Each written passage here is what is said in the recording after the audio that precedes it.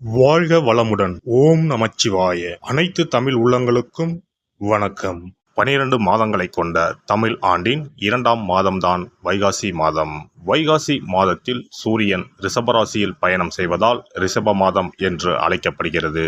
வைகாசி மாதத்தில் பல தெய்வ அவதாரங்கள் நிகழ்ந்ததாக கூறப்படுகிறது. வைகாசி பௌர்ணமி அன்று சிவபெருமான் நெற்றிக்கண்ணில் இருந்து 6 பொறிகளாக ஆறுமுக பெருமான் அவதாரம் எடுத்ததாக சொல்லப்படுகிறது. 6 தீப்பொறிகளும் 6 குழந்தைகளாக மாறி கார்த்திகை பெண்கள் கை தவழ்ந்த மாதமாக கருதப்படுகிறது. அப்படிப்பட்ட சிறப்புமிக்க வைகாசி மாதத்தில் 12 ராசிக்காரர்களுக்கு என்ன யோக பலன் கிடைக்கப் போகிறது என்று பார்க்கலாம். இம்மாத கிரகநிலை என பார்த்தால் மேசராசியில் புதன் பகவானும் சுக்கிர பகவானும் இணைந்துள்ளனர். ரிஷபராசியில் சூரிய பகவானும் குரு பகவானும் உள்ளனர். கன்னி ராசியில் கேது பகவானும், கும்பராசியில் சனி பகவானும், மீன ராசியில் செவ்வாய் பகவானுடன் ராகு பகவானும் உள்ளனர். சந்திர பகவான் கடகத்தில் ஆட்சி பலத்தோடு அமர்ந்திருக்க இந்த வைகாசி மாதம் துவங்குகிறது. இம்மாத கிரக பெயர்ச்சி என எடுத்துக்கொண்டால் வைகாசி மாதம் 6ஆம் தேதி, அதாவது மே மாதம் 19ஆம் தேதி அன்று சுக்கிர பகவான் ரிஷபராசியில் பெயர்ச்சியாகி ஆட்சி பலத்துடன் வலிமையாக இருக்கப் போகிறார். அதே போல வைகாசி மாதம் 18ஆம் தேதி, அதாவது மே மாதம் 31ஆம் தேதி புதன் பகவான் பெயர்ச்சியானது மேசத்தில் இருந்து ரிஷபத்திற்கு ஆகிறது. செவ்வாய் பகவான் வைகாசி மாதம் 19ஆம் தேதி, அதாவது ஜூன் மாதம் 1ஆம் தேதி மேச ராசியில் இடப்பெயர்ச்சி அடைந்து ஆட்சி பலத்துடன் வலிமையாக அமர்ந்து நற்பலன்களை அளிக்க உள்ளார். இந்த கிரக அமைப்பினால் உங்கள் வாழ்வில் ஏற்படக்கூடிய சுப மற்றும் அசுப பலன்கள் என்ன என்பதனையும், அசுப பலன் ஏற்படுமாயின் ராசிக்காரர்கள் செய்ய வேண்டிய பரிகாரம் என்ன, வழிபட வேண்டிய தெய்வம், வழிபடும் முறை என்ன என்பதனை பற்றி விரிவாக காண்போம். பிறக்கப் போகும் இம்மாதம் உங்கள் வாழ்வில் வளமும் நலமும் செல்வ செழிப்பும் பெற்று வாழ்வின் உயரிய நிலையை அடைய எல்லாம் வல்ல எம்பெருமானை வேண்டி விரும்பி கேட்டுக்கொள்கிறேன். எவ்வளவு தோல்விகள் வந்தாலும் தன்னம்பிக்கையுடன் அத்தனையையும் முறியடித்து வாழ்வில் வெற்றி பெறும் ஆற்றல் உடைய மீனராசி அன்பர்களே, இந்த மாதம் எதிலும் நன்மையே நடக்கும்.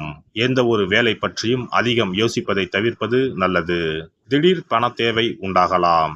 சூரியன் சஞ்சாரத்தால் வெளியூரில் இருந்து வரும் கடிதங்கள் மூலம் மகிழ்ச்சி ஏற்படும். தொழில் வியாபாரத்தில் ஈடுபட்டு இருப்பவர்களுக்கு தொழில் வியாபாரம் தொடர்பான விவகாரங்களில் வீண் இடையூறுகள் ஏற்பட்டு நீங்கும்.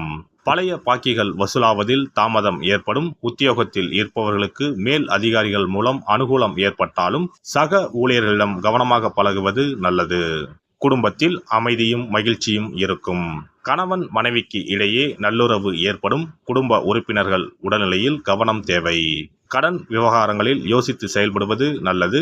பெண்களுக்கு எதிலும் எச்சரிக்கையுடன் ஈடுபடுவது நல்லது. கடித போக்குவரத்து மூலம் நல்ல தகவல் வரும். வீண் மன சஞ்சலம் ஏற்பட்டு நீங்கும். கலைத்துறையினருக்கு எதிர்பார்த்த அளவு வாய்ப்புகள் வந்து குவியும். பொருட்களை கவனமாக பாதுகாப்பது நல்லது. அரசியல் துறையினரை பொறுத்தவரை யாருக்கும் எந்த வாக்குறுதியையும் கொடுப்பதை தவிர்ப்பது நல்லது. கோபத்தை குறைப்பது நன்மை தரும். வேலைகளை கவனமுடன் செய்வது நல்லது. எதிலும் நிதானம் தேவை. மாணவர்களுக்கு ஆசிரியர்களின் ஆதரவு கிடைத்தாலும் சக மாணவர்களிடம் கவனமாக பழகுவது நல்லது. கல்வியில் ஏற்பட்ட தடை நீங்கும். நட்சத்திர பலன்கள். பூரட்டாதி 4ஆம் பாதம். இந்த மாதம் விருந்தினர்கள் வருகையும் அதனால் செலவும் உண்டாகலாம். வழக்குகளை தள்ளி போடுவதும் பேசி தீர்த்து கொள்வதும் நல்லது. ஆயுதம், தீ ஆகியவற்றில் கவனம் தேவை. அடுத்தவர்கள் பேச்சை கேட்டு எதிலும் ஈடுபடாமல் இருப்பது நன்மை தரும். வீண் அலைச்சலும் செலவும் உண்டாகலாம். கவனமாக இருப்பது நல்லது. குடும்பத்தில் இருந்த குழப்பங்கள் நீங்கும். உத்திரட்டாதி நட்சத்திரம். இந்த மாதம் வேடிக்கை வினோத நிகழ்ச்சிகளில் குடும்பத்துடன் சென்று கலந்து கொள்ள நேரலாம். சிலருக்கு திருமணம் கைகூடும். கணவன் மனைவிக்கு இடையே நெருக்கம் ஏற்படும். பிள்ளைகளால் நன்மை கிடைக்கும். எதிர்பார்த்த உதவிகள் கிடைக்கும். விரும்பிய பொருளை வாங்கி மகிழ்வீர்கள். பண வரவை சேமிப்பீர்கள். மற்றவர்களிடம் பேசும்போது கவனமாக பேசுவது நல்லது. ரேவதி நட்சத்திரம். இந்த மாதம் வீண் பழி உண்டாகலாம். வேலைகளில் எதிர்பாராத சிக்கலை சந்திக்க வேண்டி இருக்கலாம். உத்தியோகஸ்தர்கள் கூடுதல் பணிச்சுமையை ஏற்க வேண்டி இருக்கும். கோபத்தை குறைத்து நிதானமாக பேசுவது பிரச்சனை ஏற்படாமல் தடுக்கும். உடல் ஆரோக்கியத்தில் கவனம் தேவை. செலவுகள் கூடும். பொறுப்புகள் அதிகரிக்கும். வீட்டை விட்டு வெளியே தங்க நேரலாம். வியாழக்கிழமை அன்று வீரபத்ர சுவாமியை வழிபட்டால் எதிர்ப்புகள் அகலும், மனதில் தைரியம் உண்டாகும். சிறப்பு தொகுப்பு. இனி வரவே வராது என நினைத்த பணம் திரும்பி வருவதற்கு இதை மட்டும் செய்தால் போதும். நாம் கஷ்டப்பட்டு சேர்த்த அல்லது சம்பாதித்த பணத்தை யாரையாவது நம்பியோ அல்லது அவர்களுக்கு உதவி செய்வதற்காகவோ கொடுத்து ஏமாந்து இருக்கலாம். அப்படி இழந்த பணத்தை திரும்ப இனி வரவே வராது என நினைத்த பணத்தை கூட சில எளிய தாந்திரீக பரிகாரங்களை முறையாக செய்தால் திரும்ப பெற முடியும். இழந்த சொத்து, இழந்த பணம் மற்றும் நகை ஆகியவற்றை திரும்ப வீடு தேடி வர வைப்பதற்கான எளிய பரிகார முறைகள் பற்றி இங்கே தெரிந்து கொள்வோம்.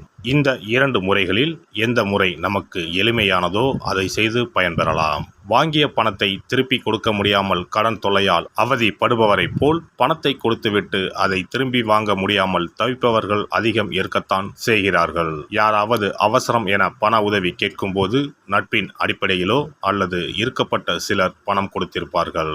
ஆனால் பணம் வாங்கிய நபரோ அந்த பணத்தை திருப்பி தராமல் இழுத்தடிக்கலாம். பணம் தர வேண்டிய நபருக்கு சூழ்நிலை காரணமாக பணம் வராமல் உங்களுக்கு திருப்பி தர முடியாமல் இருக்கலாம். அல்லது அந்த நபர் பணத்தை திருப்பி தரும் எண்ணமே இல்லாமல் இருக்கலாம். நீங்களும் பல முறை பணத்தை கேட்டு சலித்துவிட்டு இனி அந்த பணம் நமக்கு வரவே வராது என நினைத்து பணத்தை திருப்பி வாங்குவதற்கான முயற்சியை கூட கைவிட்டிருக்கலாம். இப்படி கொடுத்த பணம் திரும்பி வரவே வராது என நினைத்த பணத்தை உங்களிடம் பணம் வாங்கிய நபரே மனம் மாறி அவராக வந்து உங்களிடம் திருப்பி தருவதற்கு சில எளிய முறைகளை வீட்டிலேயே செய்தால் போதும். பரிகாரம் 1. கற்பூரம் ஒன்றை ஏற்றி அது எரியும் சுடரின் மீது இரும்பு கலந்த ஏதாவது ஒரு தட்டினை காட்ட வேண்டும்.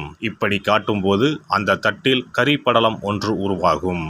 இந்த கரியை உங்களின் வலதுபுற நடுவிரலில் எடுத்து ஒரு தெளிவான வெள்ளை காகிதத்தில் உங்களுக்கு பணம் கொடுக்க வேண்டிய நபரின் பெயரை எழுதி கொள்ளுங்கள். பிறகு அந்த பேப்பரை சிறியதாக மடித்து உள்ளங்கையில் வைத்துக் கொண்டு உங்களுக்கு பணம் கொடுக்க வேண்டிய அந்த நபரின் முகத்தை மனதில் நினைத்து கொண்டு அவர் உங்களுக்கு பணம் கொடுத்து விட்டதாகவும் உங்களுக்கு வரவேண்டிய பணம் அனைத்தும் வந்துவிட்டதாகவும் நினைத்து கொள்ளுங்கள். அந்த நபரின் பெயர் எழுதிய காகிதத்தை வீட்டின் பூஜை அறையில் வைத்து விடுங்கள். பிறகு அதை ஆற்றில் போட்டு விடலாம். பரிகாரம் 2. ஒரு சிறிய கிண்ணத்தில் மஞ்சளை தண்ணீர் கரைத்து எடுத்துக்கொள்ளுங்கள். ஒரு குச்சியால் அந்த மஞ்சளை தொட்டு வெள்ளை காகிதத்தில் பணம் தர வேண்டிய நபரின் பெயரை எழுதி கொள்ளுங்கள்.